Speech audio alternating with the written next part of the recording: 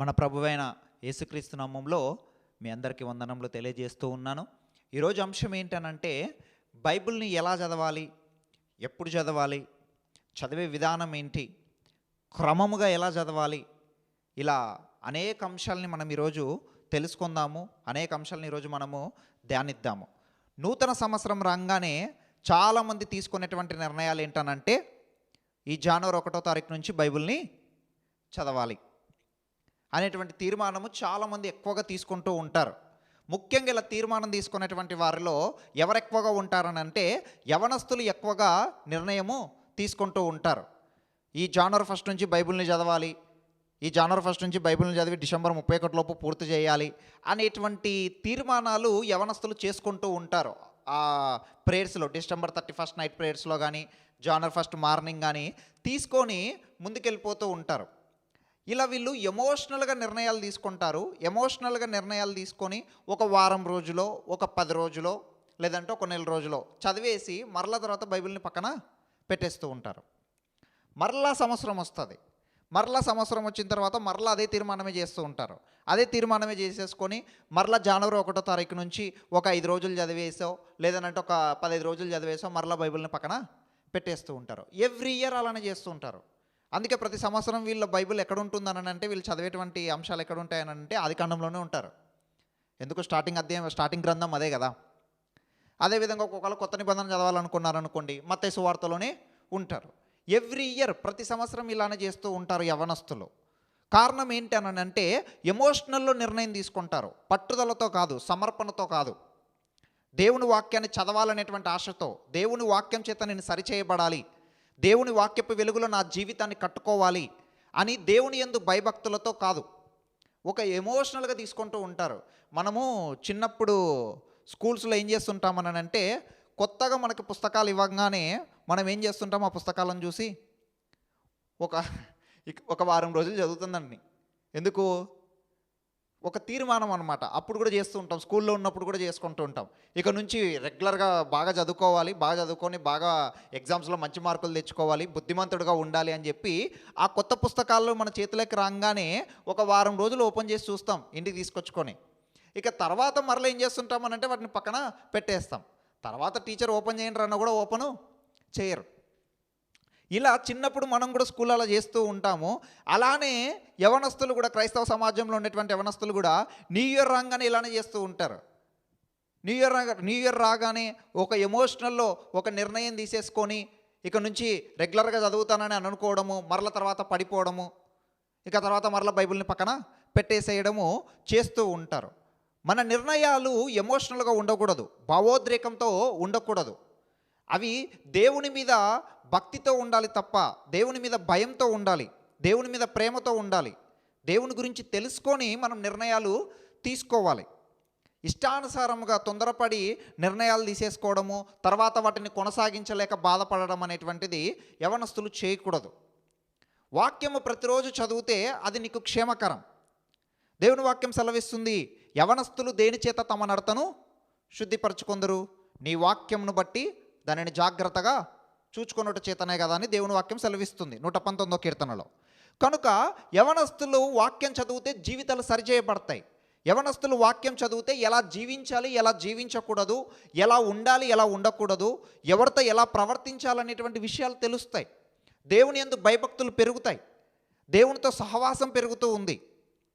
కనుక వాక్యాన్ని ప్రతిరోజు చదివితే నీ జీవితం బాగుంటుంది, ఇతరులకు ఆశీర్వాదకరంగా ఉంటారు, జీవితంలో దేవుని యొక్క మేలుల్ని పొందుకోగలుగుతారు. అంతేగాని ఒక ఎమోషనల్గా ఒక నిర్ణయం తీసేసుకొని పాస్టర్ గారు సంవత్సరం నుంచి చెప్తుంటాడు బైబిల్ చదవండి అని చెప్పి, అప్పుడు చదవరు. పాస్టర్ గారు ఈ న్యూ ఇయర్ రాగానే ఫ్రెష్గా స్టార్ట్ చేస్తామని అంటుంటారు. ఎందుకు? నీ జీవితాన్ని మార్చుకోవడానికి న్యూ ఇయర్తోనే ఏమవసరం ఉంది? ఇప్పుడు నా టాపిక్ అది కాదు, మరి చెప్తే డైవర్ట్ అవుద్ది. దాని గురించి ఇంకోసారి సపరేట్గా ఒకసారి మనము మాట్లాడదాము. ప్రస్తుతానికి నేను చెప్పదలుచుకుంది ఏంటనంటే వాక్యాన్ని మీరు ప్రతిరోజు చదవాలి. అది చదివితే మీకు క్షేమకరం. అనుదినము నా గడప యొద్ద కనిపెట్టుకొని, నా ద్వారబంధముల యొద్ద కాచుకొని, నా ఉపదేశము వినువారు ధన్యులని సామెతల గ్రంథం 8వ అధ్యాయంలో దేవుని వాక్యము సెలవిస్తూ ఉంది. కనుక ప్రతిరోజు వాక్యాన్ని చదివితే, ప్రతిరోజు వాక్యాన్ని వింటూ ఉంటే అది నీ ఆత్మీయ జీవితానికి క్షేమకరం. అంతేకాని ఎప్పుడో ఒకసారి చదువుతూ ఎమోషనల్గా బర్త్డేకి, క్రిస్మస్కి, ఇలాంటి న్యూ ఇయర్స్కి నిర్ణయాలు తీసేసుకుంటూ ఉంటే ఆ జీవితం ఫలభరితంగా ఉండదు. ఈ విషయాన్ని యవనస్తులు జ్ఞాపకము ఉంచుకోవాలి. అయితే కొందరు పట్టుదలతోనే నిర్ణయాలు తీసుకుంటూ ఉంటారు. అయితే కొద్ది రోజుల తర్వాత చదవలేకపోతూ ఉంటారు. కొద్ది రోజుల తర్వాత చదివేసి అర్థం కాకనో లేకుంటే మిగతా వేరే కారణాలతో ఏం చేస్తుంటారని అంటే చదవడము మానేస్తూ ఉంటారు. చదవాలని ఆశ ఉంది బ్రదర్, కానీ చదవలేక పోతున్నాము. పట్టుదల ఉంది, దేవుని వాక్యాన్ని నేర్చుకోవాలి, ధ్యానించాలి, తెలుసుకోవాలని ఆశ ఉంది, కానీ చదవలేకపోతున్నామని చెప్తూ ఉంటారు. కనుక ఇలాంటి వాటన్నిటికీ ఈరోజు మనము జవాబులు తెలుసుకుందాము. ప్రాముఖ్యంగా ఈరోజు ఒక దగ్గర 8 లేదా 9 విషయాలను మనం ఈరోజు తెలుసుకుందాము. మొట్టమొదటిగా ఏంటనంటే బైబిల్ని ఎలా చదవాలి. రెండవది ఏంటనంటే బైబిల్ని ప్రారంభం నుండి చదవాలా, లేదనంటే కొత్త నిబంధన నుంచి చదవాలా, మధ్యలో నుంచి చదవాలా అనేటువంటి విషయం కూడా తెలుసుకుందాము. మూడవది ఏంటనంటే ప్రతి అధ్యాయము, ప్రతి వచనమును అర్థం చేసుకుంటూ చదవాలా, అలా సాధ్యం అవుతుందా అనేటువంటిది మూడో విషయం. ఇక నాలుగవది ఏంటనంటే వంశావళులు ఉంటాయి, వంశావళులు, బలి అర్పణలు ఉంటాయి. వీటిని ఎలా అర్థం చేసుకోవాలి. ఇక ఐదవది ఏంటనంటే ప్రతిరోజు క్రమంగా ఎలా చదవాలి, అంటే బ్రేక్స్ పడకుండా ఎలా చదవాలి అనేటువంటిది ఐదవ విషయం. ఇక ఆరవ విషయం ఏంటనంటే చదివే విధానము ఏంటి. ఏడవది ఏంటనంటే బైబిల్ ఎప్పుడు చదవాలి. ఇక ఎనిమిదవది ఏంటనంటే ఎన్నిసార్లు చదవాలి. ఇలా కొన్ని విషయాల్ని మనము ఈరోజు ధ్యానించుకుందాం. కనుక చివరి వరకు శ్రద్ధతో ఆసక్తితో వినండి. దానివల్ల మీరు అనేక విషయాలు తెలుసుకోగలుగుతారు. అవి మీ ఆత్మీయ జీవితానికి ఉపయోగపడతాయని నేను నమ్ముతున్నాను. కనుక దేవుని వాక్యపు వెలుగులో ఈరోజు మనము ఈ యొక్క అంశాన్ని మనము ధ్యానిద్దాం. మొట్టమొదటి అంశం ఏంటనంటే బైబిల్ని ఎలా చదవాలి. బైబిల్ని ఎలా చదవాలి అంటే ప్రార్థనాపూర్వకంగా చదవాలి. ఇర్మియా గ్రంథంలో దేవుని వాక్యం సెలవిస్తుంది ఏంటి, నన్ను గూర్చి మొరపెట్టుము, నేను నీకు గూఢమైన సంగతులు తెలియజేస్తున్నానని దేవుని వాక్యం సెలవిస్తుంది. మనం మొరపెట్టాలి, దేవుణ్ణి అడగాలి, ప్రభువా నాకు నీ వాక్యం నాకు తెలియజేయి, నీ వాక్యంలో ఉండేటువంటి సత్యమును నాకు తెలియజేయి అని చెప్పి మనం దేవుని సన్నిధిలో ప్రార్థన చేయాలి. బైబిల్ని చదివే కంటే ముందు ప్రార్థనతో ప్రారంభించాలి, ప్రార్థన చేసి చదవాలి బైబిల్ని, అది మంచిది. కీర్తనకారుడు అంటాడు, చూద్దాం ఒకసారి ఆ రిఫరెన్స్ని. 119వ కీర్తన 18వ వచనం. 119వ కీర్తన 18వ వచనం. నేను నీ ధర్మశాస్త్రం నందు ఆశ్చర్యమైన సంగతులను చూచినట్లు నా కనులు తెరువుము. అలానే 26, 27 వచనాలు కూడా 119వ కీర్తనలోనే. నీ కట్టడలను నాకు బోధింపుము, నీ ఉపదేశ మార్గమును నాకు బోధపరచుము, నీ ఆశ్చర్య కార్యంలో నేను ధ్యానించదను. కీర్తనకారుడు అడుగుతున్నాడు, ధర్మశాస్త్రమందు నీ ఆశ్చర్యకరమైన సంగతులు చూచినట్లు నా కనులు తెరువుము. ప్రభువా నీ వాక్యంను నేను చూచినట్లు, నీ వాక్యంను నేను తెలుసుకున్నట్లు, అందులో ఉండేటువంటి ఆశ్చర్యకరమైన సంగతులు నాకు తెలియజేయ తండ్రి అని అడుగుతున్నాడు. ఇంకా అడుగుతున్నాడు ఏంటనంటే నీ ఉపదేశ మార్గమును నాకు బోధపరచుము, నీ కట్టడలను నాకు బోధించు తండ్రి అని చెప్పి అడుగుతూ ఉన్నాడు. అలా మనం కూడా ప్రార్థనలో దేవుణ్ణి అడగాలి, ప్రభువా నీ వాక్యంలో ఉండేటువంటి ఆశ్చర్యకరమైన సంగతుల్ని తెలుసుకున్నట్లు నాకు సహాయం చేయి, ఆ జ్ఞానం దయచేయి, నువ్వు నాతో మాట్లాడు ప్రభువా అని చెప్పి మనము ప్రార్థనాపూర్వకంగా దేవుని వాక్యాన్ని చదవాలి. ప్రార్థనతో ప్రారంభించి తర్వాత బైబిల్ని చదివితే అది మంచిదనేటువంటి విషయాన్ని నేను మొట్టమొదట తెలియజేయాలనుకుంటున్నాను. సో బైబిల్ని మొట్టమొదటి ఎలా చదవాలి అని అంటే ప్రార్థనాపూర్వకంగా చదవాలి. ఇక రెండవది ఏంటి అని అంటే బైబిల్ని చదువుతూ ఉన్నప్పుడు ఏదో ఆచార సంబంధంగా అలవాటుగా ఏదో చదివితే మంచిది లేరా అన్నట్లుగా కాకుండా ఒక మంచి ఉద్దేశంతో బైబిల్ని చదివితే బాగుంటుంది. ఏంటనంటే బైబిల్ని చదివేటువంటి వారు గుర్తుంచుకోవాల్సిన విషయాలు ప్రాముఖ్యంగా ఏంటనంటే, ప్రభువా నాలో ఏవైనా ఉంటే, లోపాలు ఉంటే, నాలో ఏవైనా నీకు ఆయాసకరమైనవి ఏవైనా ఉంటే నన్ను సరిచేయి తండ్రి నీ వాక్యం ద్వారా అనేటువంటి ఉద్దేశంతో మనం బైబిల్ని చదవాలి. నాతో మాట్లాడు తండ్రి అని చెప్పి మనము దేవుణ్ణి అడగాలి. దేవా ఈరోజు నీ వాక్యం ద్వారా నాతో మాట్లాడు తండ్రి అనేటువంటి ఉద్దేశం కలిగి మనం బైబిల్ని చదవాలి. ప్రభువా నాకు నీ సత్యంను తెలియజేయ తండ్రి. అనేక అబద్ధ బోధలు ఉన్నాయి, అనేక మంది అబద్ధ బోధకులు కూడా ఉన్నారు. కనుక వీరు వలలో పడకుండా తండ్రి ఏది సత్యమో ఏది అసత్యమో, ఏది సత్యబోధ ఏది అసత్యబోధ తెలుసుకునేటువంటి జ్ఞానాన్ని నాకు దయచేయి. నీ వాక్యాన్ని చదువుతున్నప్పుడు నాకు అవన్నీ కూడా నువ్వు నాకు బోధ పరచు, నీ ఉపదేశంలో నాకు తెలియజేయ తండ్రి అనేటువంటి ఉద్దేశంతో మనము వాక్యాన్ని చదవాలి. అంతేకాని ఏదో ఒక అలవాటుగా ఏదో డైలీ చదువుతూ వెళ్ళిపోవడం అనేటువంటిది మంచిది కాదు. ఈ ఉద్దేశాలు కలిగి ఉండాలి. నాలో ఏవైనా లోపాలు ఉంటే సరిచేయి తండ్రి, నా జీవితాన్ని సరిచేయి ప్రభువా. కీర్తనకారుడు అంటాడు 139వ కీర్తనలో, నా యందు నీకు ఆయాసకరమైన మార్గం ఏమైనా ఉన్నదేమో చూడుము తండ్రి అని అడుగుతాడు కీర్తనకారుడు. అలా మనము దేవుణ్ణి అడగాలి, ప్రభువా నీ వాక్యాన్ని చదువుతున్నాను, ఈరోజు నీ వాక్యాన్ని ధ్యానిస్తున్నాను తండ్రి, ఏవైనా నాలో లోపాలు ఉంటే నాకు చూయించు, నాలో ఏవైనా తప్పులు ఉంటే ప్రభువా వాటిని నాకు తెలియజేయి, నన్ను సరిచేయి తండ్రి అని చెప్పి ఇష్టపూర్వకంగా మన జీవితాన్ని సరి చేసుకోవడం కొరకు, మనము దేవుని పోలికలోనికి మారడం కొరకు మనం వాక్యాన్ని చదవాలి. అంతేగాని ఏదో ఘనత కొరకు, లేదంటే ఏదో చెప్పుకోవడానికి, నలుగురికి చెప్పుకోవడానికి అలా చదవకూడదు. మన జీవితం సరిచేయబడాలనేటువంటి ఉద్దేశంతో మనం దేవుని వాక్యాన్ని చదవాలి. ఆయన యొక్క జ్ఞానాన్ని తెలుసుకోవడం కొరకు చదవాలి. ఆయన వాక్యంలో ఉండేటువంటి లోతైన విషయాలని, అనేక విషయాలను తెలుసుకొని దేవుణ్ణి స్తుతించడానికి, దేవుణ్ణి మహిమపరచడానికి, ఆయనని గణపరచడానికి, విశ్వాసంలో ఎదగడానికి మనము దేవుని వాక్యాన్ని చదవాలి. ఆ రకంగా అలాంటి ఉద్దేశాలు కలిగి ఉండి దేవుని వాక్యాన్ని చదివితే అది మంచిది. సో కనుక మొట్టమొదటిది ఏంటనంటే ప్రార్థనాపూర్వకంగా చదవాలి. ఇక రెండవది ఏంటి అని అంటే మంచి ఉద్దేశంలతో దేవుని వాక్యాన్ని చదవాలి. ఆయన పోలికలోనికి మారడానికి, సత్యం తెలుసుకోవడానికి మనం బైబిల్ని చదవాలి. ఇక మూడవది ఏంటి అని అంటే శ్రద్ధతో దేవుని వాక్యాన్ని చదవాలి.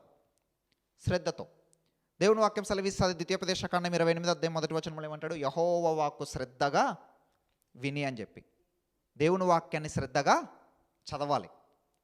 శ్రద్ధగా చదవాలి అని అంటే కొన్ని సందర్భాలలో యవనస్తులు చెప్తుంటారు ఏంటనంటే, అన్న బైబిల్ని చదువుతూ ఉంటాము కానీ తలంపులు వేరువేరుగా వస్తూ ఉంటాయి, ఎక్కడికో వెళ్ళిపోతామన్న మనసు, లోక సంబంధమైన వాటి మీదకి, లేదంటే మనం చేసేటువంటి పనుల మీదకి, ఎక్కడెక్కడో ధ్యాస వెళ్ళిపోతుంటుందని అని చెప్తూ ఉంటారు యవనస్తులు. అలా ఆలోచనలు వచ్చినప్పుడు బైబిల్ని క్లోజ్ చేసి వెళ్ళిపోకండి, కూర్చోండి, మళ్ళీ ప్రార్థన చేయండి. ప్రభువా నాకు తలంపులు వేరుగా వస్తున్నాయి, ఎక్కడెక్కడో ప్రభువా తండ్రి చదువుతున్నాడు కానీ కాన్సన్ట్రేషన్, ఏకాగ్రత మాత్రము లేదు, నాకు ఏకాగ్రత దయచే తండ్రిని ప్రార్థన చేయాలి. అంతేగాని నిరాశ పడకూడదు. అలా చాలామందికి జరుగుతుంది. అంత మాత్రాన వెనకకి వెళ్ళిపోవడం చేయకండి. కూర్చొని ప్రభువా నాకు ఏకాగ్రత దయచే తండ్రి, శ్రద్ధగా చదివేటువంటి భాగ్యం నాకు దయచే ప్రభువా, నీ వాక్యం ద్వారా నాతో మాట్లాడు తండ్రి, నా ఆలోచనలు అటు ఇటు వెళ్ళకుండా ప్రభు తండ్రి, నా మనసు చుట్టూ, నా హృదయం చుట్టూ నీ ప్రాకారం నుంచి తండ్రి అని చెప్పి మనం ప్రార్థన చేసి ముందుకు సాగాలి. అంతేగాని నిరాశపడి ఇక నేను చదవలేకపోతున్నానని చెప్పి బైబిల్ని దయచేసి క్లోజ్ చేసేయకండి. అలా చాలామంది అలా చేస్తూ ఉంటారు యవనస్తులు. మీరు అలా వచ్చినప్పుడు మీకు ప్రార్థనే మార్గం, ప్రార్థన చేసి మరలా ముందుకు సాగండి. ఇక సందేహాలు వస్తూ ఉంటాయి. అసలు సందేహాలు రాలేదు అని అంటే వాళ్ళు బైబిల్ని శ్రద్ధతో చదవట్లేదని అర్థం. బైబిల్ని శ్రద్ధతో, ఆసక్తితో చదివితే చాలా సందేహాలు వస్తాయి, వాటికి సమాధానాలు తెలుసుకోవాలి. చాలామంది బైబిల్ చదువుతూ ఉంటారు కానీ ఏమైనా డౌట్స్ వచ్చాయా బాబా అని అంటే రాలేదు అని అంటుంటారు, అంటే వాళ్ళు శ్రద్ధతో చదవలేదని అర్థం. వస్తాయి, ఖచ్చితంగా డౌట్స్ వస్తాయి, వాటికి జవాబులు కూడా బైబిల్లోనే ఉంటాయి. లేదంటే ఎవరైనా దైవజనులు అడిగినా కూడా వాళ్ళు సమాధానాలు చెప్తారు.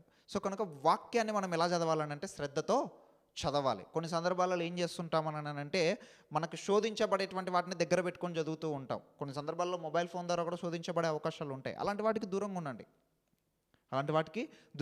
సపరేటుగా కొంత సమయాన్ని వెచ్చించి, ఈరోజు ఈ సమయంలో నేను వాక్యం చదవాలి, ఆ చదివేటువంటి సమయంలో ఎలాంటి మిమ్మల్ని శోధించేవి ఏవైనా కూడా వాటన్నిటిని దూరం పెట్టేసి, వాళ్ళ స్నేహితులైన, మొబైల్స్ అయినా ఏవైనా కూడా సపరేట్గా ఒక రూమ్లోకి వెళ్ళేసి కూర్చొని బైబిల్ని చదవండి. దానికి సమయాన్ని కేటాయించండి, ముందుగానే సిద్ధపడండి. చాలామంది యవనస్తులు ఏం చేస్తుంటారంటే అప్పటికప్పుడు బైబిల్ని చదవాలని నిర్ణయం తీసుకొని చదివేస్తూ ఉంటారు. అది ఒక రకంగా మంచిదే కాదనట్లేదు, కానీ సిద్ధపడి ఆ టైంకి మొత్తం ఎలాంటి ఆటంకాలు రాకుండా ఆ మొబైల్ ఫోన్స్ ఉంటే వాటిని స్విచ్ ఆఫ్ చేసేసైనా కానీ, ఎందుకనంటే మీరు వాటిని ఆ శోధనను ఎదుర్కోలేకపోతుంటారు కనుక ఆ టైంలోనే కరెక్ట్గా చదువుతున్నప్పుడే ఎవరొకరు మెసేజ్ చేస్తూ ఉంటారు. ఇంకేం చేస్తారు, ఆ మెసేజ్కి రిప్లై ఇవ్వడంలో పడిపోయి ఇక్కడ ఏకాగ్రత తప్పిపోతూ ఉంటుంది. కనుక అలా ఉండడానికి వీలు లేదు, అలా చేయకండి. వాక్యాన్ని శ్రద్ధతో చదవండి, సిద్ధపాటుతో చదవండి. ఇలా బైబిల్ని ప్రార్థనాపూర్వకంగా దేవుడు మాట్లాడాలనేటువంటి ఉద్దేశంతో, ఆయన పోలికలోనికి మార్చబడాలనేటువంటి ఉద్దేశంతో, అదేవిధంగా శ్రద్ధతో మనం బైబిల్ని చదవాలి. ఇది మొదటి విషయం. ఇక రెండో విషయం ఏంటనంటే బైబిల్ని ప్రారంభం నుంచి చదవాలా లేదనంటే కొత్త నిబంధన నుంచి చదవాలా, మధ్యలో నుంచి చదవాలా అని చెప్పి చాలామంది అడుగుతూ ఉంటారు. యవనస్తులు ఎక్కువగా ఈ సందేహం అడుగుతూ ఉంటారు. పాత నిబంధన చదివితే అర్థం కాదన్నా, కాబట్టి కొత్త నిబంధన చదువుతాంలే అని చెప్పి అంటూ ఉంటారు. మీకు ఒక విషయాన్ని అర్థం చేసుకోవాలి. ఏంటనంటే కొత్త నిబంధన అర్థం కావాలి అని అంటే ఖచ్చితంగా మీకు పాత నిబంధన గురించి తెలిసి ఉండాలి. లేదంటే కొత్త నిబంధన కూడా అర్థము అవ్వదు. పాత నిబంధన చదివితే, పాత నిబంధన తెలుసుకుంటే అప్పుడు కొత్త నిబంధన కూడా అర్థం అవుద్ది. చాలామంది ఆ పాత నిబంధనలో పదాలు పలకడానికి కష్టంగా ఉంటాయి, అర్థం కాదన్నా అని చెప్పి కొత్త నిబంధన మాత్రమే చదువుతూ ఉంటారు. అది మంచిది కాదు. బైబిల్ని ప్రారంభం నుంచే చదవాలి. పాత నిబంధన చదివితే నీకు కొత్త నిబంధనల సంగతులు కూడా అర్థమవుతాయి. ఇప్పుడు ఎగ్జాంపుల్ ఏంటనంటే కొత్త నిబంధనలో దావీదు కుమారుడైన యేసుక్రీస్తు వంశవాళని ఉంది. మరి దావీదు అంటే ఎవరనేటువంటిది నీకు తెలియాలి కదా. ఆ దావీదు గురించి ఎక్కడుంది? పాత నిబంధనలో ఉంది. ఇలా మోషే గురించి కూడా కొత్త నిబంధనలో ప్రస్తావించబడింది. మోషే జీవితం గురించి ఎక్కడుంది? పాత నిబంధనలోనే ఉంది. ఇలా చాలామంది భక్తుల జీవితాలు, చాలా సంఘటనలు పాత నిబంధనలోనే ఉన్నాయి. అవన్నీ మనకు అర్థం అవ్వాలి అని అంటే తప్పకుండా పాత నిబంధన చదవాల్సిందే. అర్థం అవ్వదని అనుకోవద్దండి, చదువుతూ ఉండండి. అర్థం అవ్వకపోతే వేరే వాళ్ళని ఎవరినైనా అడిగి తెలుసుకోండి. అంతేగాని కొత్త నిబంధన మాత్రమే చదువుతాము, పాత నిబంధన చదవమని అనకండి. అలా మీరు చేస్తే మీకు బైబిల్ సంపూర్ణంగా అర్థము అవ్వదు. ఖచ్చితంగా మీరు కొత్త నిబంధనని అర్థం చేసుకోవాలి అని అంటే పాత నిబంధన మీద అవగాహన కలిగి ఉండాలి. పాత నిబంధనలో ఉండేటువంటి సంఘటనలు, భక్తుల జీవిత చరిత్రలు, ప్రవక్తల గ్రంథాలు, వీటి మీద ఖచ్చితంగా మీరు అవగాహన కలిగి ఉంటే అప్పుడు కొత్త నిబంధన కూడా సులభంగా అర్థమవుతుంది. కనుక బైబిల్ని ఎక్కడో ఎలా పడితే అలా కాకుండా మొదటి నుంచి చదివితేనే మంచిది. స్టార్టింగ్ నుంచే చదివితే అది బాగుంటుందనేటువంటి విషయాన్ని జ్ఞాపకం ఉంచుకోండి. పైగా పాత నిబంధనలో ఉండేటువంటి సంగతులన్నీ కూడా మనకు బుద్ధి కలగడానికి రాయబడ్డాయి. ఒకసారి చదవండి ఆ లేఖనాన్ని. 1 కొరింథీ పత్రిక 10వ అధ్యాయము 11వ వచనం. ఈ సంగతులు దృష్టాంతములుగా వారికి సంభవించి యుగాంతమందున్న మనకు బుద్ధి కలుగుటకై రాయబడెను. ఏ సంగతులు? ఆ పాత నిబంధనలో ఉండేటువంటి సంగతులు. అక్కడ పైన ఒక సంఘటనను ఉచ్చరిస్తాడు పౌలు భక్తుడు. ఉచ్చరించి చెప్తూ ఉంటాడు ఈ సంగతులన్నీ కూడా. ఆ సంగతులు ఎక్కడున్నాయి? పాత నిబంధనలో ఉన్నాయి. అవి మనకు బుద్ధి కలగడానికే అవి రాయబడ్డాయి. కనుక పాత నిబంధన చదివితే ఇంకా ఎక్కువగా దేవుని గురించి తెలుస్తుంది. చాలామంది అనుకుంటుంటారు ఏంటంటే కొత్త నిబంధన చదివితే ఇక అన్నీ తెలిసిపోతాయి అనుకుంటుంటారు. కాదు, పాత నిబంధన చదివితేనే దేవుని ప్రేమ, దేవుని కృప, దేవుడు ఎంత న్యాయవంతుడు, ఎంత పరిశుద్ధుడు అనేటువంటివి ఎక్కువ తెలుస్తుంది. దేవుని యొక్క స్వభావము, దేవుని యొక్క తత్వము మనకు ఎక్కువగా అర్థమయ్యేది ఎక్కడనంటే పాత నిబంధనలోనే అర్థమవుతుంది. అక్కడ భక్తుల జీవితాలు ఉంటాయి, వ్యక్తుల యొక్క జీవిత చరిత్రలు ఉంటాయి. వారి మధ్యలో ఆ సంఘటనలలో దేవుడు ఎలా ప్రవర్తించాడు, ఎలా తీర్పులు తీర్చాడు అనేటువంటివి మనకు పాత నిబంధనలో స్పష్టంగా అర్థమవుతాయి. కనుక యవనస్తులు పాత నిబంధనను దయచేసి నిర్లక్ష్యము చేయకండి. పాత నిబంధన తప్పకుండా చదవండి. పాత నిబంధన నుంచే క్రమంగా చదువుతూ రండి. అయితే ఒక విషయాన్ని జ్ఞాపకం పెట్టుకోండి. ఏంటనంటే ప్రవక్తల గ్రంథాలు చదువుతున్నప్పుడు, అంటే యెషయా గ్రంథం నుంచి మాలాకి గ్రంథం వరకు చదువుతూ ఉన్నప్పుడు సాధారణంగా బైబిల్ని 4 రకాలుగా విభజించవచ్చు. పాత నిబంధనని ఏంటనంటే ధర్మశాస్త్రము, చరిత్ర గ్రంథాలు, కావ్య గ్రంథాలు, తర్వాత ప్రవక్తల గ్రంథాలు. అయితే మీరు ప్రవక్తల గ్రంథాలు చదువుతున్నప్పుడు, ఈ యెషయా నుంచి చదువుతున్నప్పుడు ఒక విషయాన్ని జ్ఞాపకం పెట్టుకోండి. అవి రాజుల కాలంలోనే రాయబడ్డాయి. రాజుల గ్రంథం ఎప్పుడైతే రాయబడిందో ఆ కాలంలోనే ఆ యొక్క ప్రవక్తల గ్రంథాలన్నీ కూడా రాయబడ్డాయి. అక్కడ ఏంటనంటే జస్ట్ రాజుల గురించి వివరించుకుంటూ వస్తారు. కానీ ఇజ్రాయిలు చేసినటువంటి పాపాలు, వారికి వచ్చినటువంటి శిక్షలు, దేవుడు వారితో ఎన్నిసార్లు మాట్లాడాడు, ఎంతగా వారికి తెలియజేశాడు, ఎంతగా వారు దుష్కార్యములు చేశారనేటువంటి విషయాలు ప్రవక్తల గ్రంథాల్లో ఉంటాయి. కనుక ప్రవక్తల గ్రంథాలను చదువుతున్నప్పుడు ఈ విషయాన్ని జ్ఞాపకం పెట్టుకోండి. అవేవో లాస్ట్లో రాయబడ్డాయి అనుకోకండి. అవి రాజుల గ్రంథం నుంచి మీరు ఎస్తేర్ గ్రంథం వరకు ఉంటాయి కదా, ఆ మధ్యలోనే అవి కూడా రాయబడ్డాయి. ఈ విషయాన్ని జ్ఞాపకం పెట్టుకొని బైబిల్ని చదవండి. కాబట్టి మొదటిసారి చదివేవారు మాత్రము ఖచ్చితంగా పాత నిబంధన నుంచి చదివితేనే మంచిది. బైబిల్ మీద అవగాహన వచ్చిన తర్వాత, అందులో ఉండేటువంటి అంశాల మీద అవగాహన వచ్చిన తర్వాత కావాలంటే కొత్త నిబంధన చదివి మరలా పాత నిబంధన అయినా చదవచ్చు. అది మీ ఇష్టం, అది మధ్యలో నుంచి అయినా చదవచ్చు. కానీ మొట్టమొదటిసారిగా బైబిల్ చదివేటువంటి వారు మాత్రము పాత నిబంధన నుంచి చదివితేనే మంచిదనేటువంటి విషయాన్ని జ్ఞాపకం పెట్టుకోండి. ఇది రెండో విషయం. ఇక మూడో విషయం ఏంటి అని అంటే బైబిల్లో ప్రతి అధ్యాయంను, ప్రతి వచనాన్ని అర్థం చేసుకుంటూ చదవాలా? అది సాధ్యమేనా? కొందరు అంటుంటారు ఏంటనంటే ఆదికాండం నుంచి ప్రకటన గ్రంథం వరకు బైబిల్ని పూర్తి చేయడము గొప్ప విషయం కాదు, ప్రతి వచనాన్ని అర్థం చేసుకుంటూ చదవాలి, బైబిల్ని అర్థం చేసుకుంటూ ధ్యానిస్తూ చదవాలి, అంతేగాని కంప్లీట్ చేయడం పెద్ద గొప్ప విషయం ఏమీ కాదని చెప్పి చెప్తూ ఉంటారు. ఇది అంత మంచి విషయం అయితే కాదు. దీన్ని యవనస్తులు ఎవరు కూడా సలహాగా స్వీకరించొద్దనని నా మనవి. కారణం ఏంటి అని అంటే ప్రతి వచనాన్ని అర్థం చేసుకుంటూ బైబిల్ని పూర్తి చేయాలనుకుంటే జీవితాంతం ఉన్నా కూడా మనం పూర్తి చేయలేం. ఆదికాండంలోనే మిగిలిపోతారు. ఆదికాండం కూడా దాటలేరు. అసలు ఇంకా చెప్పాలి అని అంటే ఆదికాండంలో ఉండేటువంటి సంగతులు కూడా కొన్ని అర్థం కావాలి అని అంటే కొత్త నిబంధన చదివితే ఇంకా కాస్త ముందుకెళ్తే మనకు కొన్ని విషయాలు అర్థము అవుతాయి. అంతేగాని నేను అక్కడే ఉంటాను, నేను అక్కడే చదువుతాను, అక్కడే అర్థం చేసుకుంటాను అని అంటే అది మంచి పద్ధతి కాదు. ఎగ్జాంపుల్ చూడండి, ఆదికాండము 3వ అధ్యాయము 15వ వచనం చదవండి ఒకసారి. మరియు నీకును స్త్రీకిని నీ సంతానమునకును ఆమె సంతానమునకును వైరము కలగజేసేదను, అది నిన్ను తల మీద కొట్టును, నీవు దానిని మడమ మీద కొట్టుదు అని చెప్పాను. ఇప్పుడు ఈ వచనం ఉంది. ఈ వచనాన్ని యవనస్తులు అర్థం చేసుకోవడం కాస్త కష్టతరమైనటువంటి విషయమే. మొదటిసారి బైబిల్ చదువుతున్న వారు ఎవరైనా అర్థం చేసుకోవడము కష్టమే. ఈ వచనానికి అర్థం తెలియాలి అని అంటే కొత్త నిబంధన చదివితే మనకు అర్థమవుతుంది, అది కూడా ధ్యానిస్తూ చదివితే అర్థమవుతుంది. తెలిసినటువంటి వాళ్ళని అడిగి తెలుసుకోవాలి. ఇప్పుడు ఈ వచనం దగ్గర ఆగిపోయి ఇంకా నాకు అర్థం అవ్వలేదు అని చెప్పి అక్కడే ఉండిపోతే ముందుకు సాగిపోవాలి. అది అర్థం అవ్వలేదు, దాన్ని పక్కకు రాసుకోండి. ఈ వచనం నాకు అర్థం అవ్వలేదు, దీన్ని తర్వాత ధ్యానించాలి, తర్వాత ఎవరినైనా అడిగి తెలుసుకోవాలి అని సపరేట్గా ఏవైనా సందేహాలు వస్తే, అర్థం కాని విషయాలు ఏవైనా ఉంటే వాటిని సపరేట్గా రాసేసుకొని మీరు ముందుకు చదువుతూ వెళ్ళిపోతూ ఉండండి. కనుక బైబిల్ని చదవడం అనేటువంటిది చేస్తూనే ఉండాలి, ధ్యానించడం అనేటువంటిది సపరేట్ ఉండాలి. చదవడం వేరుగా ఉండాలి, ధ్యానించడము వేరుగా ఉండాలి. చదువుతూ వెళ్తూ ఉంటే కూడా కొన్ని విషయాలు అర్థమవుతాయి. అన్నీ అర్థం అవ్వకపోయినా కొన్నైనా ఖచ్చితంగా అర్థమవుతాయి. ఎగ్జాంపుల్, ఆదికాండంలో చదివితే యేసేపు జీవితం అర్థమవుద్ది.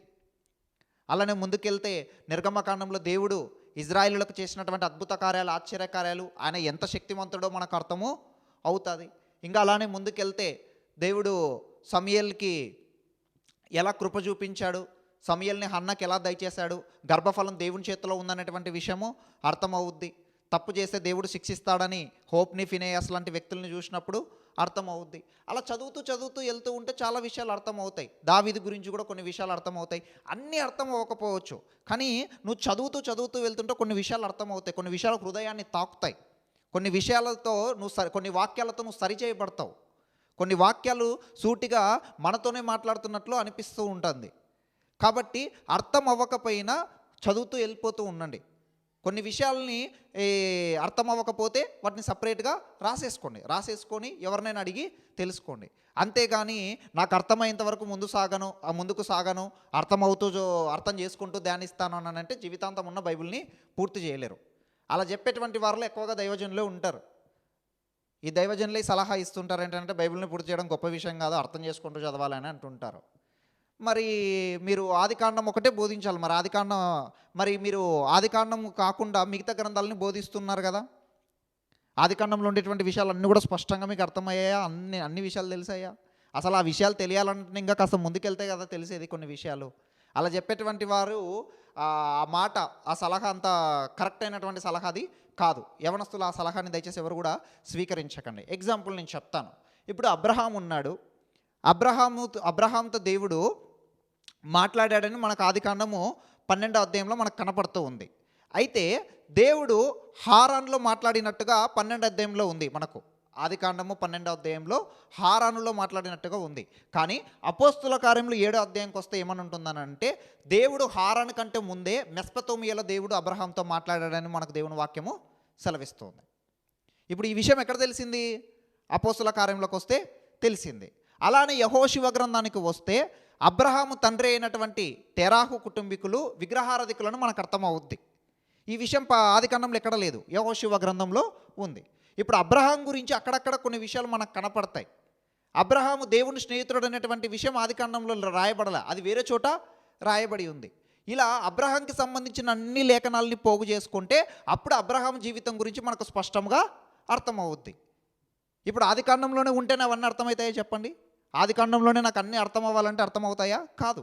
ముందుకు సాగుతూ వెళ్తూ ఉంటే అనేక విషయాలు అర్థమవుతాయి. అర్థం కాని విషయాల్ని ధ్యానించాలి, రాసుకోవాలి సపరేట్గా. అదేవిధంగా తీర్పు, మత్తయి సువార్త 7:1 ఏముంటుంది? తీర్పు తీర్చకండి అని ఉంటుంది. చాలామంది విశ్వాసులు కూడా ఈ ఎగ్జాంపుల్ యూజ్ చేస్తుంటారు, తీర్పు తీర్చకూడదు బ్రదర్ అని చెప్తూ ఉంటారు. వీళ్ళు ఎందుకనంటే మత్తయి సువార్తనే చదివింటారు కాబట్టి. కాస్త ముందుకెళ్ళి చదివితే మొదటి కొరింథీ పత్రిక 6వ అధ్యాయంలో తీర్పు తీర్చడం గురించి మనకు కనపడుతుంది. పౌలు భక్తుడు అంటాడు, మీలో వ్యాజ్యములు కలిగినప్పుడు మీరు తీర్పు తీర్చుకోలేరా, మీరు తీర్పు తీర్చాలి కదా అంటాడు. మరి ఇక్కడ మత్తయి సువార్త 7వ అధ్యాయంలో తీర్పు తీర్చకుండా ఉంది. ఏ సందర్భాలలో తీర్పు తీర్చకూడదో తెలుసుకోవాలి. ఎలాంటి పరిస్థితులలో తీర్పు తీర్చాలి, ఎలాంటి పరిస్థితులలో తీర్పు తీర్చకూడదు, ఎవరికి తీర్పు తీర్చాలి, ఎవరికి తీర్పు తీర్చకూడదు, ఏ విషయాలకి తీర్పు తీర్చాలి, ఏ విషయాలకు తీర్పు తీర్చకూడదు అనే విషయాలని తెలుసుకోవాలి. అంతేగాని ఒక వచనాన్ని పట్టేసుకొని ఇంకా తీర్పు తీర్చకూడదని మాట్లాడకూడదు. ముందుకెళ్తే ఇంకా విషయాలు స్పష్టంగా అర్థమవుతాయి. మేము అక్కడే ఉండిపోతామని అంటే కాదు. కాబట్టి దయచేసి తొందరపడి నిర్ణయాలు తీసుకోకండి. అలా మేము అర్థం చేసుకుంటూనే పూర్తి చేస్తాము అనేటువంటి మాటలు విని బైబిల్ని చదవకుండా ఉంటే అది మంచిది కాదు. అలా మీరు బైబిల్ని పూర్తి చేయకపోతే మీకు చాలా విషయాలు బైబిల్లో ఉన్నాయని తెలియదు. చాలా సంగతులు, ఇన్ని సంగతులు బైబిల్లో ఉన్నాయన్నటువంటి విషయాన్ని మీరు తెలుసుకోలేరు. అలా ఎవ్వరు కూడా, చాలామంది బైబిల్ని ఎన్నోసార్లు చదివిన భక్తులు కూడా చెప్తారు ఏంటనంటే, ప్రతి వచనాన్ని అర్థం చేసుకుంటూ చదవడము కష్టము, అన్ని విషయాలు మనకు అర్థం కావు, దేవుడు మనకు బయలుపరిచినంత వరకు, దేవుడు మనకు అర్థమయ్యేటట్టు చెప్పేంత వరకు మాత్రమే మనకు అర్థమవుతాయని చెప్తారు. మెల్కిసెదెకు గురించి కూడా ఆది కాండంలో మనకు కనపడుద్ది, మరలా హెబ్రీ పత్రికలో కూడా మనకు కనపడుద్ది, కీర్తనలేమో ఒక్కసారేమో కనపడుతుంది. హెబ్రీ పత్రికలో మెల్కిసెదెకు గురించి ఉంటుంది. మెల్కిసెదెకు ఎవరు అనేటువంటిది అక్కడక్కడ కొన్ని విషయాలు రాయబడి ఉంటే వాటన్నిటిని పోగు చేసుకుంటే మనకు వాక్య సారాంశం అనేటువంటిది అర్థమవుతుంది. ఈ విషయాల్ని తప్పనిసరిగా మీరు జ్ఞాపకము ఉంచుకోవాల్సిందిగా నేను క్రీస్తునామంలో మనవి చేస్తూ ఉన్నాను. ఇక 4వ విషయం ఏంటనంటే, బైబిల్ని చదువుతూ ఉన్నప్పుడు వంశావళులు మనకు కనబడుతూ ఉంటాయి, బలి అర్పణలు కూడా కనపడుతూ ఉంటాయి. వీటిని ఎలా అర్థం చేసుకోవాలి? వంశావళుల విషయంలో అయితే మత్తయి రాసినటువంటి సువార్త 1వ అధ్యాయంలో మనకు యేసుక్రీస్తు యొక్క వంశావళి ఉంటుంది. ఆ వంశావళి మీద మాత్రము మీరు కాస్త అవగాహన కలిగి ఉంటే మంచిది. ఇక మిగతా వంశావళులు చాలా ఉన్నాయి, పాత నిబంధనలో మనకు కనపడుతూ ఉంటాయి. వాటన్నిటిని అర్థం చేసుకోవడానికి మీరేం ప్రయత్నం చేయకుండా అవి ఏమంత ఈజీగా అర్థము అవ్వవు. అవి చరిత్రకారులకి, సత్యాన్వేషకులకి, కాస్త బైబిల్ని లోతుగా ధ్యానించేటువంటి వారికి అవి ఉపయోగపడతాయి. యవనస్తులైనటువంటి వారు మీరందరూ కూడా సాధారణంగా వాటిని ఊరికే చదువుతూ వెళ్ళిపోతే మంచిది. అవి అనవసరం అని కూడా అనుకోవద్దండి. ఏదైనా దేవుడు అవసరం ఉంటేనే దేవుడు మనకు బైబిల్లో రాయించి పెట్టి ఉంటాడు. కనుక అవి సత్యాన్వేషకులకి, బైబిల్ని లోతుగా ధ్యానించే వారికి అవి ఉపయోగపడతాయి. అవి వాళ్ళు ధ్యానిస్తారు. మీరు వాటి మీద అంత శ్రద్ధ ధ్యాస పెట్టాల్సినటువంటి అవసరం లేదు. కానీ మత్తయి రాసినటువంటి సువార్తలో యేసుక్రీస్తు వంశావళి ఉంటుంది. దాని మీద మాత్రం మీరు ధ్యాస ఉంచి ఆ యొక్క వంశావళిలో ఉండేటువంటి పేర్ల మీద అవగాహన కలిగి ఉండండి. వారి జీవితాల గురించి అవగాహన కలిగి ఉండండి. అబ్రహాము, ఇస్సాకు, యాకోబు, యూదా వంశం, తర్వాత దావీదు వస్తాడు, దావీదు, సొలొమోను, రెహబాము, ఇలా వీరి మీద కాస్త అవగాహన కలిగి ఉంటే మంచిది. ఇక బలి అర్పణల విషయానికి వస్తే, బలి అర్పణలు అనేటువంటివి చదువుతూ వెళ్తూ ఉండండి. అవి అర్థం అవ్వవు, కానీ ఎవరైనా తెలిసినటువంటి వారు ఉంటే వారిని అడిగి తెలుసుకోండి వాటి గురించి. అవి మీ అంతటికి మీకు అర్థం కాకపోవచ్చు. అవి ఎందుకు, ఎవరి కోసం రాయబడ్డాయి అంటే అవి యేసుక్రీస్తు గురువు కోసమే రాయబడ్డాయి. అవి యేసుక్రీస్తుకి సాదృశ్యంగా ఆ బలి అర్పణలు మనకు బైబిల్లో కనబడతాయి. ఎవరైనా తెలిసినటువంటి వారు ఉంటే, వాటి మీద అవగాహన కలిగి ఉంటే వారిని అడిగి ఆ విషయాల్ని తెలుసుకోండి. కానీ విసుగుపడకండి, ఎందుకున్నాయి ఇవన్నీ కూడా, ఏం అర్థం అవ్వట్లేదు అనుకోకండి. దేవుడు మంచి ఉద్దేశంతోనే వాటన్నింటిని బైబిల్లో మన కొరకు పొందుపరిచాడు. కనుక దేవుడు వాటిని బైబిల్లో రాయించాడు కనుక నేను చదవాలి అనేటువంటి ఉద్దేశంతో వాటిని చదవండి. అర్థం అవ్వకపోయినా కూడా వాటిని చదవండి. ఒకవేళ ఎవరైనా అర్థం చెప్పేవారు ఉంటే వారిని అడిగి తెలుసుకోండి. ఇది 4వ విషయం. ఇక 5వ విషయం ఏంటనంటే, బైబిల్ని క్రమంగా ఎలా చదవాలి. కొద్ది రోజులు చదువుతున్నాం బ్రదర్, తర్వాత చదవడము మానేస్తూ ఉన్నాము, చదవలేకపోతూ ఉన్నాము. ఏవో లోకం నుంచి శోధనలు రావడం వల్ల పాపంలో పడిపోయి ఆ తర్వాత మేము చదవలేకపోతున్నాము. కొద్ది రోజులు ధ్యాస పెట్టి చదువుతున్నాము కానీ తర్వాత బ్రేక్ అవుతూ ఉంది అని చెప్పి అడుగుతూ ఉంటారు యవనస్తులు. దయచేసి గమనించండి, అలాంటి యవనస్తులు మీరు చేయాల్సినటువంటి పని ఏంటనంటే, మీరు ఆత్మీయ స్నేహితుల్ని కలిగి ఉండాలి. ఆత్మీయ స్నేహితుల్ని మీరు కలిగి ఉంటే వాళ్ళు మీతో దేవుని గురించి మాట్లాడతారు, దేవుని గురించి మీతో వాళ్ళు చర్చిస్తారు. మీరు ఆత్మీయ స్నేహితులను కలిగి ఉన్నారా లేదనేటువంటిది ఒకసారి మీరు ఆలోచించుకోవాలి. బైబిల్లో మనం చూసినట్లయితే దానియేలు, షడ్రకు, మేషెక్కు, అబెద్నోగో నలుగురు మంచి స్నేహితులు మనకి కనపడతారు. వాళ్ళంతా ప్రార్థనాపరులు, వాళ్ళంతా ఒక సమూహంగా ఉన్నారు. మీరు అలాంటి వారితో సహవాసం చేస్తున్నారా? అలాంటి వ్యక్తులు మీ జీవితంలో ఉన్నారా? ప్రార్థన చేసేటువంటి వ్యక్తులు, వాక్యం చదివేటువంటి వ్యక్తులతో మీరు సహవాసం చేస్తూ ఉన్నారా? దేవునితో సమయం గడిపేటువంటి వ్యక్తులతో, దేవునితో సహవాసం కలిగినటువంటి వ్యక్తులతో మీరు ఫ్రెండ్షిప్ చేస్తూ ఉన్నారా అనేటువంటిది ఒకసారి ఆలోచించుకోవాలి. మీకంత చుట్టూ లోక సంబంధమైనటువంటి స్నేహితులే ఉంటే మీరు పాపంలో పడిపోవడం చాలా ఈజీ అవుద్ది. అప్పుడు వాక్యానికి దూరం అవుతారు, వాక్యాన్ని చదవరు. కానీ మీరు ఆత్మీయ స్నేహితులను కలిగి ఉంటే వాళ్ళు మిమ్మల్ని అడుగుతారు, మీరు బైబిల్ చదివారా ఈరోజు అని చెప్పి మిమ్మల్ని ప్రశ్నిస్తారు, మిమ్మల్ని సరి చేస్తారు, మీరు పడినప్పుడు మిమ్మల్ని ప్రోత్సహిస్తారు. అందుకే దేవుని వాక్యం సెలవిస్తుంది ఏంటనంటే, తిమోతికి రాసినటువంటి పత్రికలో, నువ్వు యవనేచ్ఛల నుండి పారిపోము, నువ్వు ప్రభువుకి ప్రార్థన చేయవారితో కూడా విశ్వాసము, సమాధానము, ప్రేమ వెంటాడమని మనకు దేవుని వాక్యము సెలవిస్తుంది. 2 తిమోతి పత్రిక 2వ అధ్యాయము 22వ వచనంలో ఒకసారి చదువుదాం ఆ లేఖన భాగాన్ని. 2 తిమోతి పత్రిక 2వ అధ్యాయము 22వ వచనం. 2 తిమోతి పత్రిక 2వ అధ్యాయము 22వ వచనం. నీవు యవనేచ్ఛల నుండి పారిపోము, పవిత్ర హృదయులై ప్రభువునకు ప్రార్థన చేయి వారితో కూడా నీతిని, విశ్వాసమును, ప్రేమను, సమాధానమును వెంటాడము. యవనేచ్ఛల నుండి పారిపోమంటున్నాడు. తర్వాత ఏం చేయమంటున్నాడు? ప్రభువుకు ప్రార్థన చేయవారితో కూడా వీటన్నిటిని వెంటాడు, నీతిని, విశ్వాసమును, సమాధానమును, ప్రేమను వెంటాడము అని అంటున్నాడు. అలా మీరు కూడా మీ జీవితంలో ఎవరైతే ప్రభువుకి ప్రార్థన చేస్తూ ఉంటారో, ఎవరైతే ఎక్కువగా దేవుని గురించి మాట్లాడుతూ ఉంటారో, ఎవరైతే దేవుని పరిచర్య చేస్తూ ఉంటారో, అలాంటి యువకులతో, అలాంటి వారిని మీరు స్నేహితులుగా కలిగి ఉంటే అది మీకు మంచిది. వారు మిమ్మల్ని సరి చేస్తారు, మిమ్మల్ని ప్రోత్సహిస్తారు బైబిల్ చదవడానికి. వారు మీతో దేవుని గురించి మాట్లాడుతూ ఉంటారు కనుక మీ యొక్క సర్కిల్ మారిపోతుంది. మీ ఆలోచనలన్నీ కూడా ఆ దేవుని వైపే తిరుగుతూ ఉంటాయి. దేవుని మీదనే మీ ఆలోచనలు, మీ తలంపులు ఉంటాయి. కనుక మొట్టమొదటిగా మీరు చేయాల్సినటువంటి పని ఏంటనంటే, మంచి ఆత్మీయ స్నేహితుల్ని కలిగి ఉండండి. అలాంటి వారిని పరిచయము చేసుకోండి. వారు ఒకవేళ మీకు బైబిల్ ఎక్కడైనా అర్థం అవ్వకపోతే కూడా మీకు చెప్తారు. అర్థం కాని విషయాలని మీకు వివరించి మిమ్మల్ని ప్రభువులో ఎదిగించడానికి వారు మీకు సహాయపడతారు. కాబట్టి మొట్టమొదటిగా ఏంటనంటే, మీరు ఆత్మీయ స్నేహితుల్ని కలిగి ఉంటే అది మీకు మంచిది. ఇంకో రెండవది ఏంటి అనంటే, మీరు ప్రార్థన సహాయం అడగండి. మా గురించి ప్రార్థన చేయండి బ్రదర్ అని చెప్పి ఎవరికైనా తెలిసినటువంటి వారిని, దైవజనుల్ని అడగండి. నాకు నిలకడ లేదు, వాక్యాన్ని కొద్ది రోజులు చదువుతున్నాను, తర్వాత చదవలేకపోతున్నాను, ప్రార్థన కొద్ది రోజులు చేసుకుంటున్నాను, తర్వాత చేయలేకపోతున్నాను అని చెప్పి వేరే ఎవరికైనా చెప్పుకొని వారి ప్రార్థన సహాయం తీసుకోండి. ఇతరుల ప్రార్థన సహాయం ఇలాంటి విషయాలు అడగాలి. చాలా వరకు మనం ఎలాంటివి అడుగుతుంటామని అంటే, నాకు ఉద్యోగం రావాలి, పెళ్ళి కావాలి, సంతానం కావాలి, ఇలాంటి విషయాలు ఎక్కువగా అడుగుతూ ఉంటాం. ఇది అడగం. పాస్టర్ గారు, నేను బైబిల్ని చదవలేకపోతున్నాను, నాలో నిలకడ లేదు, నాలో నిలకడ ఉండాలని, స్థిరత్వం ఉండాలని, నా గురించి ప్రార్థన చేయండి అని అడగరు. నిలకడ ఉండడం అనేటువంటిది చాలా ఇంపార్టెంట్ విషయం.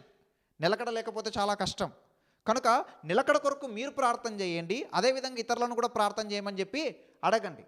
బైబిల్లో మనం ఒకసారి కొలసీలకు రాసినటువంటి పత్రిక 4వ అధ్యాయము 12వ వచనంలో ఒకసారి చూద్దాం. కొలసీలకు రాసినటువంటి పత్రిక 4వ అధ్యాయము 12వ వచనం. అక్కడ ఎపఫ్రా అనేటువంటి ఒక వ్యక్తి ఉంటారు. ఆ వ్యక్తి ఏం చేస్తున్నాడో చూడండి. మీలో ఒకడును క్రీస్తు యేసు దాసుడనైన ఎపఫ్రా మీకు వందనములు చెప్పుచున్నాడు. మీరు సంపూర్ణులను, ప్రతి విషయంలో దేవుని చిత్తమును గూర్చి సంపూర్ణాత్మ నిశ్చయత గలవారునై నిలకడగా ఉండవలనని, ఆ పాయింట్ నోట్ చేసుకోండి, నిలకడగా ఉండాలని చెప్పి ప్రార్థన చేస్తున్నాడంట ఎపఫ్రా. కాబట్టి నిలకడ గురించి ప్రార్థన చేయడం చాలా ఇంపార్టెంట్. మీరు అడగండి, ఇతరుల సహాయం, ప్రార్థన సహాయం తీసుకోండి. నా జీవితంలో స్థిరత్వం లేదు, నిలకడ లేదు అని చెప్పి వారికి చెప్పి వారి ప్రార్థన సహాయం తీసుకోండి. మీరు కూడా ప్రార్థన చేయండి, ప్రభువా నాకు నిలకడ దయచే తండ్రి, స్థిరమైనటువంటి మనసు, స్థిరమైనటువంటి హృదయం నాకు దయచే ప్రభువా అని చెప్పి అడుగుతూ ప్రార్థన చేస్తూ ముందుకు సాగండి. ఇలా ఆత్మీయ స్నేహితుల్ని కలిగి ఉండండి, నిలకడ కొరకు ప్రార్థన చేయండి, ఇతరుల ప్రార్థన సహాయం కూడా తీసుకోండి, దేవుని గురించి మాట్లాడుతూ ఉండండి, ఎక్కువగా అదే సర్కిల్లోనే ఉండండి.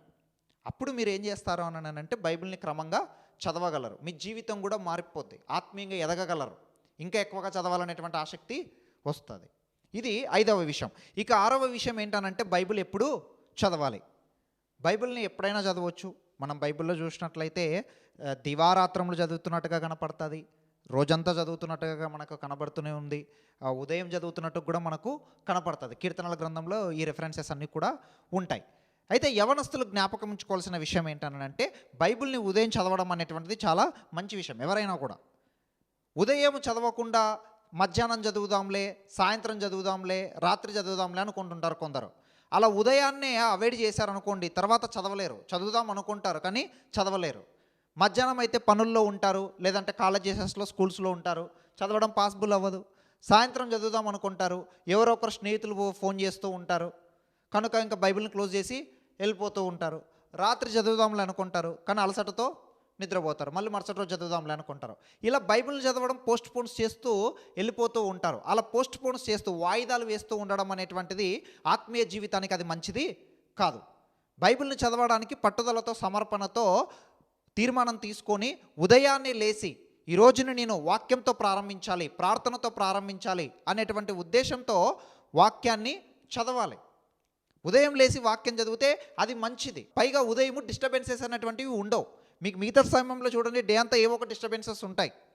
నేను చాలాసార్లు గమనించేది, ఉదయం చదువుతున్నప్పుడు ఎలాంటి డిస్టర్బెన్సెస్ రావు. ఎందుకనంటే అందరూ పడుకొని ఉంటారు.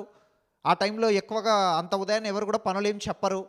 కనుక ఉదయాన్నే చదివితే మంచిది. తర్వాత మిగతా అంతా కూడా మనకి ఎవరో ఒకరు ఏదో ఒక పని చెప్పడము, లేదనంటే మనం ఏదైనా పనుల్లో ఉండడము, ఇలా చేస్తూ ఉంటాం. కనుక ఉదయం చదివితే అది మంచిది. కాబట్టి ఉదయం చదవడం అనేటువంటిది యవనస్తులు అలవాటు చేసుకోండి.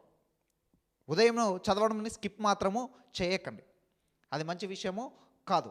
ఇది 6వది. ఇక 7వది ఏంటి అని అంటే బైబిల్ చదివేటువంటి విధానం.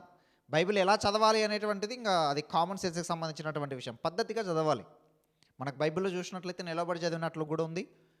ఎందుకనంటే నిలబడి ఎక్కడ చదివారు అని అంటే సమాజ మందిరంలో, ఆ తర్వాత బహిరంగ ప్రదేశాలలో నిలబడి చదివినట్టు కూడా మనకు బైబిల్లో కనబడుతుంది. నెహెమ్యా గ్రంథం 9వ అధ్యాయం 3వ వచనంలో, లూకా సువార్త 4వ అధ్యాయం 16వ వచనంలో మనకు అక్కడ నిలబడి బైబిల్ చదివినట్టుగా కనబడుతుంది. ఎందుకనంటే బహిరంగ ప్రదేశాలలో, సమాజ మందిరాలలో అందరికీ వినబడాలి కనుక నిలబడి చదువుతారు.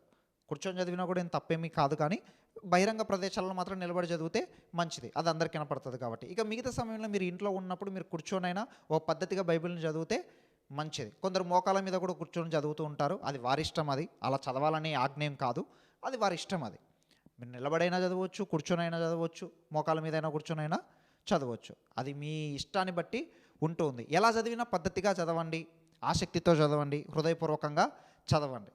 ఖచ్చితంగా ఇలానే చదవాలని చెప్పి దేవుడు ఏమీ చెప్పలేదు. మీ అనుకూలతను బట్టి, మీ ఆరోగ్య పరిస్థితిని బట్టి, కొన్ని సందర్భాలలో కొందరికి మంచం మీద పడుకొని చదవాల్సినటువంటి పరిస్థితులు ఉంటాయి, అలా కూడా చదవచ్చు.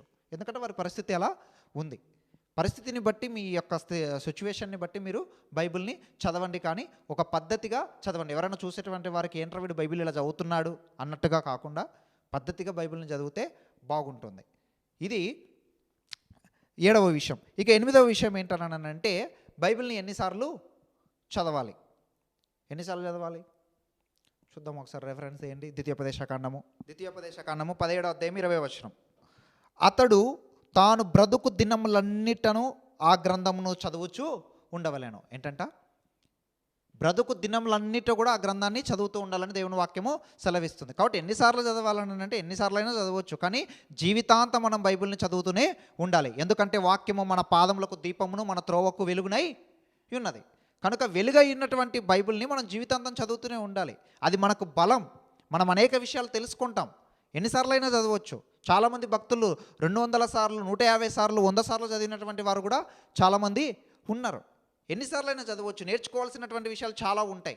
మీరు బైబిల్ని ఎన్నిసార్లు చదివినా కూడా కొత్త కొత్త విషయాలు మీకు అర్థమవుతూనే ఉంటాయి, కొత్త కొత్త విషయాలు తెలుస్తూనే ఉంటాయి. ప్రతిసారి కొత్తగా అనిపిస్తూ ఉంటుంది. ఫస్ట్ టైం చదివిన దానికి, సెకండ్ టైం చదివిన దానికి తేడా కనపడుతుంది. అదేవిధంగా 3వసారి చదివిన దానికి, 5వసారి చదివిన దానికి కూడా తేడా కనపడుతుంది. అరే ఈ విషయాలు అప్పుడు అర్థం అవ్వలేదే, ఈ విషయాలు అప్పుడు మనకు తెలియలేదే, ఇప్పుడు తెలుస్తున్నాయే అని అనిపిస్తూ ఉంటుంది. అలా చాలా విషయాలు అర్థమవుతూ వస్తాయి, కొత్త కొత్త విషయాలు మనకు తెలుస్తూనే ఉంటాయి. దీనివల్ల మనము విశ్వాసంలో ఇంకా బాగా ఎదుగుతాం, ఆత్మల బలము పొందుకుంటాం, దేవుని గురించి ఎక్కువగా తెలుస్తుంది. అప్పుడు మనం ఇంకా ఎక్కువగా దేవుణ్ణి స్తుతించగలం. ఎంత వాక్యం చదివితే, ఎంత వాక్యం మనం నేర్చుకుంటే అంత ఎక్కువగా మనం దేవుని గురించి తెలుసుకోగలుగుతాము, విశ్వాసంలో బలపడగలం, విశ్వాసంలో స్థిరత్వం కలిగి ఉండగలం, ముందుకు సాగగలం. కనుక ఎన్నిసార్లైనా మనం బైబిల్ని చదవచ్చు. కానీ జీవితాంతం మనం బైబిల్ని చదువుతూనే ఉండాలి. ఇది 8వ విషయం. ఇక 9వ విషయం ఏంటనంటే, ఇది లాస్ట్ అండ్ ఫైనల్. బైబిల్ని చదువుతూ కొన్ని సందర్భాలలో బ్రేక్ వచ్చి ఉంటుంది. ఏంటనంటే వీళ్ళు శోధనలో పడిపోయో, కొన్ని రోజులు దూరంగా ఉండిపోతారు బైబిల్కి. మరలా ఫస్ట్ నుంచి చదవాలని అడుగుతూ ఉంటారు. మరలా కొద్ది రోజుల తర్వాత లేస్తారు, లేచి మళ్ళీ ఫస్ట్ నుంచి చదవాలని అంటుంటారు. అలా కాదండి. మీరు ఎక్కడైతే స్టాప్ అయ్యారో అక్కడి నుంచే చదవండి. మీరు అలా పడినప్పుడల్లా మళ్ళీ నేను ఫస్ట్ నుంచే చదువుతాను అన్నారు అనుకోండి, ఇంకా మీరు ఇంకా అక్కడే ఉండిపోవాల్సి వస్తుంది మళ్ళీ. చాలామంది చదువుతూ చదువుతూ సమయల గ్రంథం వరకు వచ్చింటారు. తర్వాత ఏవో శోధనలో పడిపోయి నేను వాక్యం చదవడానికి నాకు అర్హత లేదు, యోగ్యత లేదని చెప్పి దూరంగా వెళ్ళిపోతూ ఉంటారు, వాక్యం చదవకుండా, ప్రార్థన చేయకుండా. మరలా ఎవరైనా కొద్దిగా వారిని ప్రేరేపిస్తే మరలా కొద్ది రోజుల తర్వాత మరలా తిరిగి లేచి మరలా దేవుని దగ్గరకు వచ్చి మళ్ళీ బైబిల్ చదవడం స్టార్ట్ చేస్తారు. అప్పుడు ఒక డౌట్ వస్తుంది, ఏంటంటే మళ్ళీ ఇప్పుడు ఫస్ట్ నుంచి చదువుదాం అంటుంటారు. అలా కాదు. ఎక్కడైతే మీకు బ్రేక్ పడిందో అక్కడి నుంచే మీరు మరలా బైబిల్ని చదవండి. అలా చదివితే మీకు మంచిది. ఇలా అనేక విషయాలని మీరు ఈరోజు బైబిల్ గురించి తెలుసుకున్నారు. ఇంకా ఏవైనా సందేహాలు ఉంటే అడగండి, నేను తర్వాత మీకు చెప్తాను. ఇంకా 2 విషయాలు ఉన్నాయి, ప్రాముఖ్యమైనటువంటి విషయాలు. బైబిల్ని ఎలా అర్థము చేసుకోవాలి, ఒక అంశంను తీసుకొని ఎలా ధ్యానించాలి. ఇది వేరే టాపిక్లో నేను చెప్తాను, ఇది వేరే సమయంలో నేను ఈ విషయాన్ని చెప్తాను. బైబిల్ని ఎలా అర్థం చేసుకోవాలనేటువంటిది కూడా చాలా ప్రాముఖ్యం. ఇప్పుడు ఇంతవరకు నేను చెప్పినటువంటి దాంట్లో ఫస్ట్ టైం చదువుకుంటూ వెళ్తూ కూడా చాలా విషయాలు అర్థం అవుతాయి.